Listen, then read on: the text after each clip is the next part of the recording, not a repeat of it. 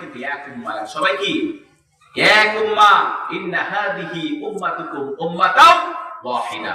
আমাদের উৎস কিন্তু এক, উৎস এক না।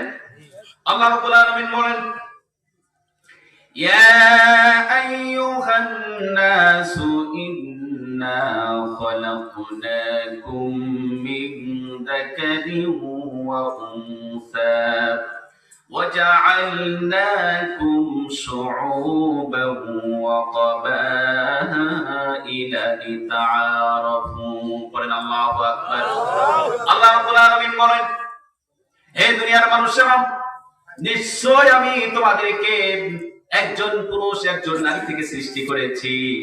এরপর আমি তোমাদেরকে বিভিন্ন গোত্রে বিভক্ত করে দিয়েছি, যাতে করে তোমরা একে অপরের সাথে পরিচিতি লাভ করতে পারো। প্রিয় ভাইরা, আমাদের আদি পিতার নাম কি? একটা আওয়াজ দিবেন, কিন্তু আদি পিতার নাম কি? আমাদের আদি মাতার নাম কি? হাওয়া আলাইহিস সালাতু ওয়াস সালাম। আমরা এই যে একজন পুরুষ একজন নারী থেকে তো আমরা এসেছি, তাই না? তাহলে আপনি দেখবেন আমরা সবাই কি, আমরা সবাই কিন্তু, আপনি পরিচয় খোঁজেন, আমরা কিন্তু আত্মীয় হয়ে যাব না ভাই? কথা বলেন। তাহলে কেন আমরা সামান্য কারণে আমাদের মধ্যে কেন গলাগলি, আমাদের মধ্যে কেন শত্রুতা, আমরা কেন সামান্য কারণে নিজেদের মধ্যে বিভেদ তৈরি করি? প্রিয় ভাইরা, আমাদের মধ্যে যে কোনো ধরনের ষড়যন্ত্র রুখে দেওয়ার জন্য, ইসলামের বিরুদ্ধে, কোরআনের বিরুদ্ধে, দেশের বিরুদ্ধে যে কোনো ষড়যন্ত্র রুখে দেওয়ার জন্য আমাদের মধ্যে ঐক্যবদ্ধ প্রচেষ্টার বিকল্প নাই। আছে কি? কথা বলেন। আমরা সবাই ঐক্যবদ্ধ হতে চাই, সংঘবদ্ধ হতে চাই, ঠিক কিনা? কথা বলেন। রাজি আছি সবাই? সবাই রাজি আছি? আমরা কি পারবো আমাদের মধ্যে শত্রুতা যে প্রাচীর রয়েছে এই প্রাচীর ভাঙতে? কথা বলেন, পারবো? আমরা চাই ইসলামের সৌন্দর্য পরিবারে, সমাজে, দেশে সব জায়গায় প্রতিষ্ঠা করতে রাজি আছি আমরা। আওয়াজ দেবেন, রাজি আছি আমরা রাজাপুরবাসী? আল্লাহ তাআলা কবুল করুন, পড়েন আমিন। প্রিয় ভাইরা, আমি আজকে একটি বিষয়ের উপর, সাবজেক্টের উপর আলোচনা করতে চাই। সেই সাবজেক্টটি হচ্ছে দ্বীন প্রতিষ্ঠার আন্দোলন করা মুসলমানদের উপর ফরজ ইবাদত। আমার সাবজেক্ট কি বুঝতে পেরেছেন আপনারা? দ্বীন প্রতিষ্ঠার আন্দোলন করা মুসলমানদের জন্য ফরজ ইবাদত। আল্লাহ রাব্বুল আলামিন বলেন, শারআ লাকুম মিনাদ-দীনি মা ওয়াসসা বিহি নূহান ওয়াল্লাযী আওহাইনা ইলাইকা ওয়া মা ওয়াসাইনা বিহি إبراهيم وموسى وعيسى أن أقيموا الدين ولا تتفرقوا فيه আওয়াজ দিয়ে পড়েন আল্লাহু আকবার। আল্লাহ তাআলা বলেন, আকিমুদ্দিন, আকিমুদ্দিন, establish the religion, ওয়ালা তাতাফাররাকু ফিহি, and don't be divided therein। আল্লাহ তাআলা বলেন, তোমরা দ্বীন প্রতিষ্ঠা করো আর পরস্পর তোমরা দ্বীনের মধ্যে পরস্পর বিচ্ছিন্ন হয়েও না। এটি কার কথা? প্রিয় ভাইরা, আল্লাহর কথাগুলি আমরা আওয়াজ দিয়ে সাক্ষ্য দেব, ঠিক আছে? আমরা আওয়াজ দিয়ে সাক্ষ্য দেব, পারবো তো আমরা সবাই? এটি কার কথা? আল্লাহ তাআলার কথা। আল্লাহ তাআলা কি বলছেন? তোমরা আমার দ্বীনকে প্রতিষ্ঠা করো। আমরা অনেকে আছি সাধারণ মানুষ, গ্রাম্য পরিবেশের ভিতরে হচ্ছে, তাই না? গ্রামের মানুষ আমরা কিন্তু অনেকে জানি না দ্বীন প্রতিষ্ঠা করা কি, দ্বীন প্রতিষ্ঠা কি। আমরা কি অনেকে বুঝি?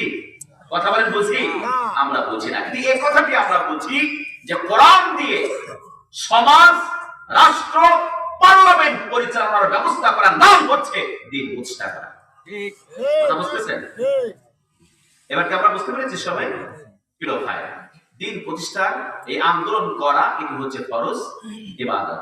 এখন এই ফরজ ইবাদতটি, এটি কি, এই ফরজ কাজটি কি শুধুমাত্র করবেন আমার মাওলানা আব্দুল মুবিন ভাই বসে আছেন তিনি করবেন, মসজিদের ইমাম সাহেবরা করবেন, আমাদের আব্দুর রহমান ভাই করবেন, না আমরা সকলে মিলে করব? কথা বলেন। এদিকে আমাদের সকলের উপর ফরজ, সবার উপর ফরজ, একমাত্র। প্রিয় ভাইরা, আপনারা দেখেন যারা সোশ্যাল মিডিয়া ব্যবহার করেন, এই যে ফেসবুক যারা ব্যবহার করেন, এই ফেসবুক যারা ব্যবহার করেন, আপনারা অনেকে হয়তো দেখেছেন ফিলিস্তিনে এক শিশু তার পিতা শহীদ হয়েছে, তার মা শহীদ হয়েছে, একটি মাত্র সন্তান, বয়স তার হচ্ছে 8 বছর। কত বছর? কথা বলেন, একটা আওয়াজ দিয়ে বলেন কত বছর? 8 বছর বয়স। কান্নাকাটি করছে, মাঝে মধ্যে সেও বলছে, আল্লাহ আমার পিতাকে যেভাবে তুমি শহীদ করেছো, আমার মাকে যে শাহাদাতের মর্যাদা দিয়েছো, সেই মর্যাদা আসলে তুমি আমাকেও বসাও। সুবহানাল্লাহ বলবেন না? সুবহানাল্লাহ বলবেন না? তার কারণ হচ্ছে ফিলিস্তিনে ছোটকাল থেকে তার মা বাবারা এই শিক্ষা দেয় যে শহীদের মৃত্যু সবচেয়ে ভালো মৃত্যু। কথা বুঝতেছেন? শহীদের মৃত্যু সবচেয়ে ভালো মৃত্যু। একদিকে শাহাদাত, অন্যদিকে আল্লাহর জান্নাত। সুবহানাল্লাহ বলবেন না? 8 বছর বয়সের একটি বাচ্চা, সে বলছে আমিও শহীদ হতে চাই, আমার পিতা মারা গিয়েছে, আমার মা শহীদ হয়েছে, আমার মনে কোনো কষ্ট নাই, বরং আমি যদি জীবিত থাকি সারা জীবন গর্ব করব আমি হচ্ছে একজন শহীদের সন্তান। কথা বুঝতেছে? আমার মা বাবা শাহাদাত বরণ করেছে, আমি সেই গর্বিত সন্তান। সুবহানাল্লাহ বলবেন না? সুবহানাল্লাহ বিহামদি। দিন প্রতিষ্ঠার গুরুত্ব সম্পর্কে ছোটকাল থেকে তাদেরকে শিক্ষা দেওয়া হয়, মা বাবা এইভাবেই তাদেরকে গড়ে তোলে। কথা বুঝতেছেন? অথচ আমরা, আমাদের বয়স অনেক হয়ে গিয়েছে, আমরা আজও বুঝি না দিন প্রতিষ্ঠা সেটা কি। আমরা বুঝি? কথা বলেন, আমরা বুঝি না। প্রিয় ভাইরা, তাহলে আমি কি বললাম? দিন প্রতিষ্ঠার কাজ করে এটি কি? কোন ধরনের ইবাদত? এটি ফরজ ইবাদত।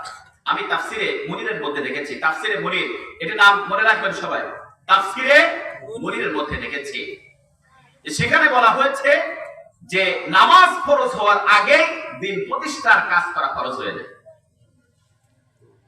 কথা বলছেন? নামাজ ফরজ হয় কত বছর বয়সে? এই শিক্ষার্থীরা একটু জোরে আওয়াজ দাও, নামাজ ফরজ হয় কত বছর বয়সে? কত বছর? 7 বছর। 7 বছর বয়সে? 7 বছর বয়সে তাকিদ দিতে হয়, তাই না? 12 বছর বয়সে নামাজ ফরজ হয়, কিন্তু দিন প্রতিষ্ঠার কাজ এটি ফরজ হয় তার আগেও। তাফসীরের মধ্যে লেখা হয়েছে যে যখন একটি বাচ্চা ভালোভাবেই বুঝতে শেখে, চলাফেরা করতে শেখে, মোটামুটি লাঠি ব্যবহার করতে পারে, সে ভালোভাবেই চলতে পারে, তখন থেকে তার উপর দিন প্রতিষ্ঠার কাজ করা ফরজ ইবাদত। এটি অনেকে কিন্তু আমরা জানি জানেন, ঠিকই ফিলিস্তিনের মানুষ কিন্তু এটি জানে। কথা বুঝতেছেন? তাহলে তাদের থেকে আমাদের ঈমান শক্তিশালী না দুর্বল? এটা আওয়াজ দিয়ে বলে, শক্তিশালী না দুর্বল? আমাদের ঈমানটা কিন্তু তাদের চেয়ে দুর্বল। আমরা শহীদের মৃত্যুর কথা শুনলেই তো মনে করেন আমাদের হার্টবিট বেড়ে যায়, বেড়ে যায় না ভাই? কথা বলেন, শহীদ মৃত্যুর কথা শুনলে আমাদের হার্টবিট বেড়ে যায়। হায় রে,